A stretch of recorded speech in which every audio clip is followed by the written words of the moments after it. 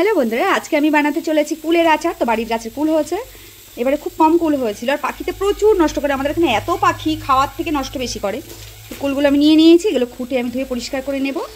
কুলগুলো আমি ভিজিয়ে দিয়েছি এবং কুলের উপরে দিয়ে দেবো খানিকটা লবণ।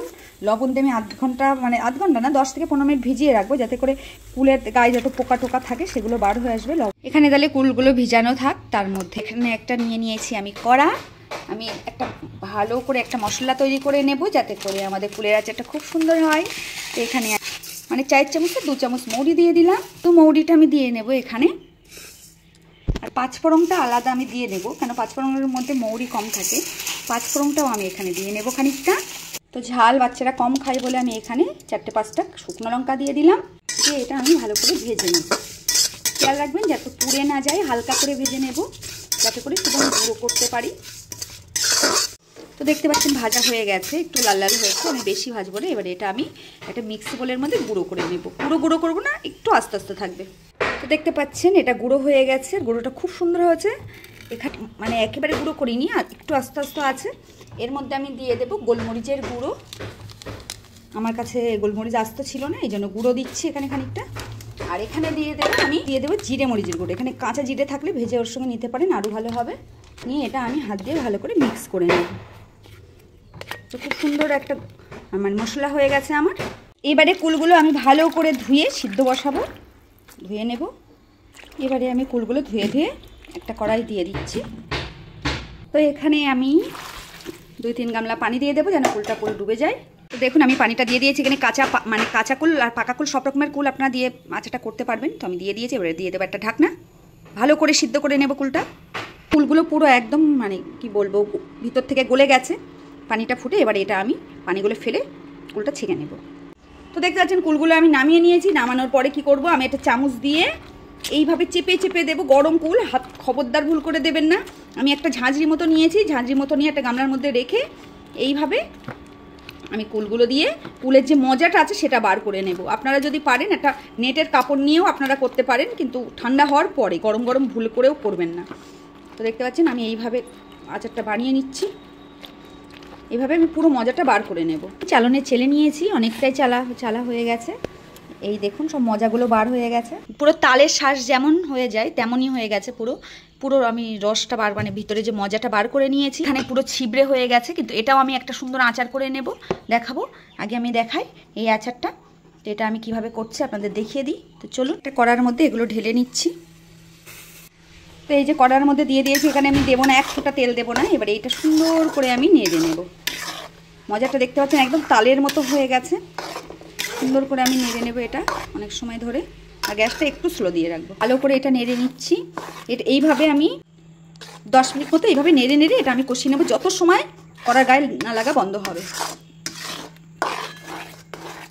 তো অনেক সময় আমি নেড়ে নিয়েছি। কালারটা কত সুন্দর এসেছে দেখতে পাচ্ছেন। এবার এর মধ্যে আমি দিয়ে দেবো একটা করে গুঁড়ো মশলা।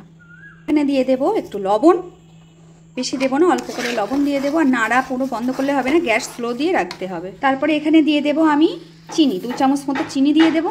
এবারে দিয়ে দেবো যে মশলাটা, আমি যে স্পেশাল একটা মশলা বানিয়েছিলাম, সেই ভাজা মশলাটা এর মধ্যে আমি দিয়ে দেবো। বেশি দেবো না, এখানে 2 চামচ মতো ভাজা মশলাটা দিয়ে দেবো। দিয়ে আমি ভালো করে এটা নেড়ে নেব। এবারে নাড়তেই থাকবো। অনেক রকম তো কুলের আচার খেয়েছেন, এই কুলের আচারটা করে খেয়ে দেখবেন যে কত সুন্দর লাগে।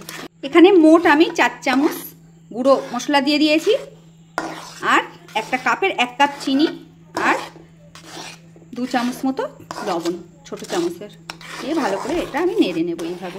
এবারে দিয়ে দেবে একটু অল্প 1 চামচ মতো কালার হওয়ার জন্য লঙ্কা, আর একটু হালকা একটু ঝাল হওয়ার জন্য লঙ্কা, কালারটা বেশি আসবে। কাশ্মীরি লঙ্কা দিয়ে দিলাম 1 চামচ, দিয়ে ভালো করে নেড়ে নেব। কষে কষে অনেকটা কালার চলে এসছে, দেখে বুঝতে পারছেন। গুড় দিলে বেশি ভালো হয়, পানিটা কম বার হয় আর তাড়াতাড়ি হয়ে যায়। তো দেখতে পাচ্ছেন আমার কুলের আচারের কালারটা কত সুন্দর এসছে আর কত সুন্দর হয়ে গেছে। আমার আচারটা হয়ে গেছে অলরেডি। এই দেখুন কি সুন্দর কালার এসছে আর পুরো হয়ে গেছে। আমি এটা ঠান্ডা করে নেব। এই দেখুন কড়া থেকে পুরো ছাড়িয়ে গেছে। আমি একটা পাত্রের মধ্যে নিয়ে নিয়েছি যে কুলের আচারটা ঢেলে নিয়েছি, আর এখানে হালকা একটু ঠান্ডা করে নিয়েছি। আর এখানে নিয়ে নেবো একটু তেল। তো এখানে একটু তেল নিয়ে নিয়েছি, হাতে আমি এইভাবে একটু তেল লাগিয়ে নেব।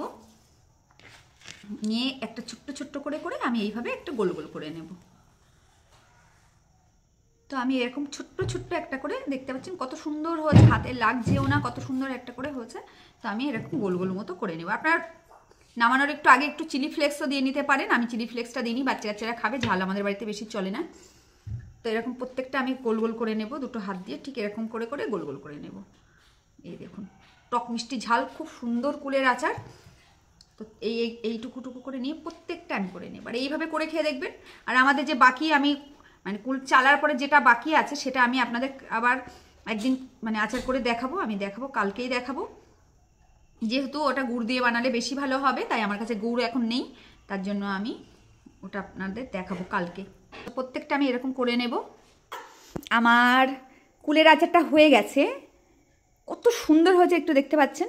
এই দেখুন আমি আপনাদের তুলে দেখাচ্ছি একটা একটা। এই দেখুন হাতে লাগছেও না, আর কত সুন্দরভাবে আছে। এই দেখুন পুরো পুরো বলের মতো, পুরো কালো জামের মতো। নিশা বলছে পুরো কালো জামের মতো, দেখেই বুঝতে পারছেন।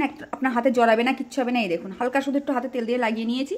এটা আপনারা অনেকদিন স্টোর করে রাখতে পারেন, একটা কাচের শিশির মধ্যে ভরে রেখে দেবেন, আর মাঝে মাঝে একটু রোদ্র দেবেন, খুব ভালো থাকবে। আর এত সুন্দর চটপটি খেতে। নিশা দেখুন কি খাচ্ছে দেখুন, এই দেখুন ও আচার দিয়ে খুন্তি নিয়ে বসে গেছে, মুড়ি দিয়ে আচার দিয়ে খাওয়া শুরু হয়ে গেছে অলরেডি ওর। এই ধরনের রেসিপিগুলো দেখার জন্য আমার পাশে থাকবেন, সাথে থাকবেন। আর আমি ওই আচারটাও আপনাদের করে দেখাবো যে ওই আচারটা কেমন হলো।